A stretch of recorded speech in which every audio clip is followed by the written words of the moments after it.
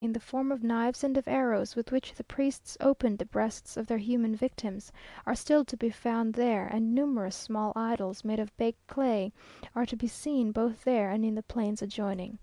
The Indians rather dislike to guide travellers to these pyramids, and their reluctance to do so has increased the popular belief of the existence of great concealed treasures near or in them. The whole plain on which these great pyramids stand was formerly called Micoatl, or the pathway of the dead, and the hundreds of smaller pyramids which surround the larger ones, the temples of the sun and moon, are symmetrically disposed in wide streets, forming a great burial plain, composed, perhaps, of the dust of their ancient warriors, an Aztec or Toltec Pere la Chaise, or rather a roofless Westminster Abbey. So few of the ancient teocallis now remain, and these being nearly the only traces now existing of that extraordinary race, we regretted the more not being able to devote some time to their examination. Fanatism and policy induced the Spanish conquerors to destroy these heathen temples; and when we recollect that at the time of the Reformation in civilized England, the most splendid Catholic edifices were made level with the ground, in compliance with the ferocious edict of John Knox, "Ding down the nests, and the rooks will fly off," we can have little wonder or blame to bestow upon Cortes, who, in the excitement of the siege, gave orders for the destruction of these blood-stained sanctuaries. In the afternoon we arrived at San Juan, a pretty village boasting of an inn, a schoolhouse, an avenue of fine trees, and a stream of clear water. It is true that the inn is a Mexican posada, bearing as much resemblance to what is generally called an inn, as an hacienda does to an English country house. The schoolhouse, a room with a mud floor and a few dirty benches, occupied by little ragged boys and girls, but the avenue is pretty, the grass as green as emeralds, and the water crystal. We walked out while they changed horses, of which Señor had fresh relays of his own prepared all along the road, and entered the schoolhouse, attracted by the noise and the invitingly open door. The master was a poor, ragged, pale, careworn looking young man, seemingly half dinned with the noise, but very earnest in his work. The children, all speaking at once, were learning to spell out of some old bills of Congress. Several moral sentences were written on the wall in very independent orthography. C n having remarked to the master that they were ill spelt, he seemed very much astonished, and even inclined to doubt the fact. I thought it was one of those cases where ignorance is bliss, and fear the observation may have cost the young man a night's rest. A row of grinning skulls was ranged round the wall of the churchyard, and the sexton, who gave us admittance to the church, taking up one to show it off, it all crumbled into dust, which filled the air like a cloud. At the posada they gave us rancid sheep's milk, cheese, and biscuits, so hard that C n asked the host if they were made in the same year with the church, at which he seemed mightily pleased, and could not stop laughing till we got into the carriage. Soon after leaving San Juan we were met by the Señora de in an open carriage, coming with her children to meet us, and though she had travelled since sunrise from her hacienda, she appeared as if freshly dressed for an evening party, her dress amber coloured crape, trimmed with white blonde, short sleeves and décolleté, a set of beautiful Neapolitan strawberry coral set in gold, straw-coloured satin shoes, and a little China crape shawl embroidered in bright flowers, her hair dressed and uncovered. We stopped at their hacienda of Sopayuca, an old house, standing solitary in the midst of great fields of maguey. It has a small deserted garden adjoining, amongst whose tangled bushes a pretty little tame deer was playing, with its half startled look and full wild eye.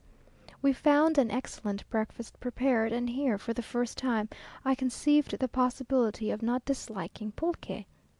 We visited the large buildings where it is kept, and found it rather refreshing, with a sweet taste and a creamy froth upon it, and with a much less decided odour than that which is sold in Mexico. This hacienda is under the charge of an administrador, to whom pays a large annual sum, and whose place is by no means a sinecure, as he lives in perpetual danger from robbers.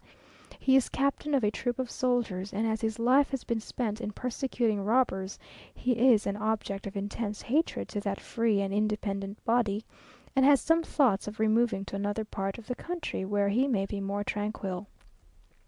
He gave us a terrible account of these night attacks, of the ineffectual protection afforded him by the government, and of the nearly insuperable difficulties thrown in the way of any attempt to bring these men to justice.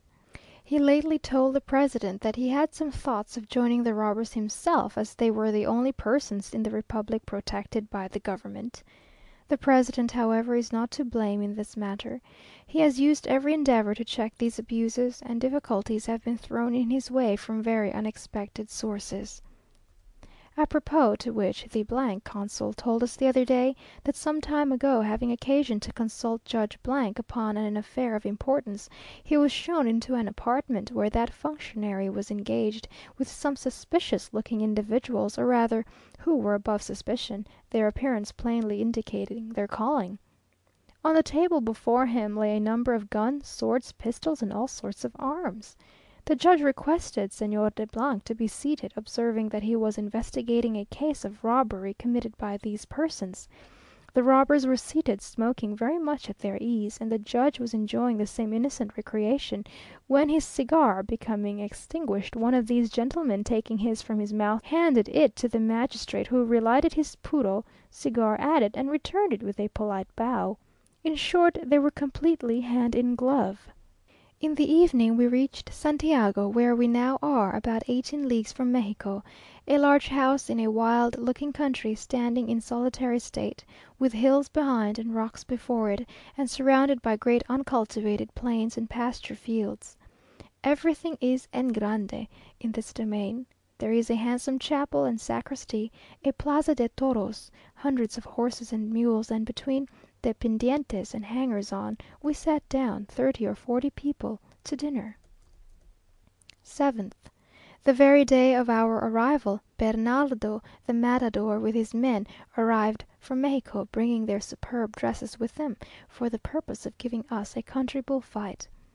As an hacienda of this kind is an immense empty house, without furniture or books, all the amusement is to be found either out of doors or in large parties in the house, and the unostentatious hospitality which exists in this and some other of the old families, is a pleasing remnant of Spanish manners and habits, now falling into disuse, and succeeded by more pretension to refinement and less of either real wealth or sociability. In the evening here all assemble in a large hall, the Señora playing the piano, while the whole party, agents, dependientes, majordomo, coachmen, matadors, picadors, and women servants assemble and perform the dances of the country, jarabes, aforados, enanos, palomos, zapateros, etc., etc. It must not be supposed that in this apparent mingling of ranks between masters and servants there is the slightest want of respect on the part of the latter. On the contrary, they seem to exert themselves, as in duty bound, for the amusement of their master and his guests. There is nothing republican in it, no feeling of equality, as far as I have seen. That feeling does not exist here, except between people of the same rank. It is more like some remains of the feudal system, where the retainers sat at the same table with their chief, but below the salt.